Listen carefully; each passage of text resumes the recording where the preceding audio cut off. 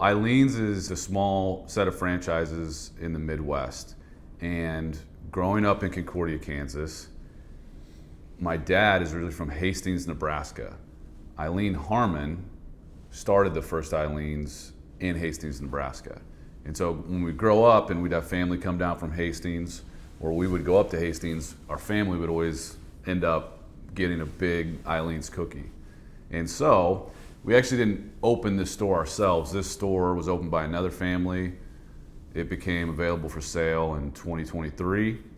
And so kind of that connection is what was kind of the initial spark in wanting to own this store. My family has, I'd say, a degree of like entrepreneurial spirit.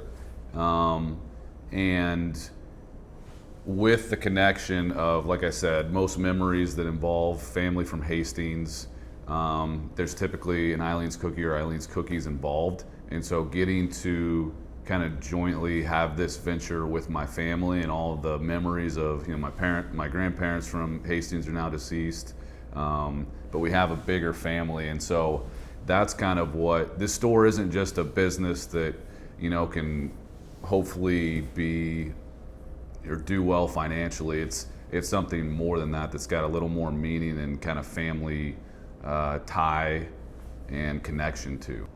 We offer a number of different products. Yes, it's just cookies, but within cookies it can be a blessing and a challenge at the same time. We offer everything from the 3-inch traditional cookies to the 16-inch colossal size cookies. So it may not seem complicated, at first thought or first glance, and you think, well, it's just cookies, it's not that. But there's a lot that goes into every single day, having the case filled, knocking out orders, especially during the busier times of season. So what maybe surprised me the most was I would assume most, customers or people who are aware of Eileen's that, oh, it's just a cookie shop, which it is, and that's great because there is some simplicity with that, but there's a lot that goes into making the entire thing run and function and hopefully be, efficient and ensuring that the customer has a good experience day in and day out. Just the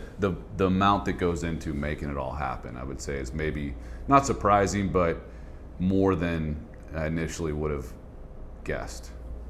With being a franchise, there are obviously, things that we're obligated to,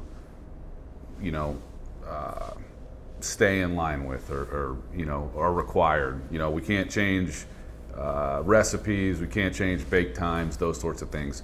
But then outside of that, we do have a little bit of flexibility as far as how we want to market, what type of partnerships we want to develop with, groups potentially in the community. And so I would say those two things allow some flexibility in us to make it our own. And then I'd also say my hope, it'll be a never-ending work, is then the culture that we have here with what types of employees we bring in. That's, I would think probably the biggest area that we can try to make this our own, is we have a say who, works on the other side of the counter, and we want to make sure those are good people.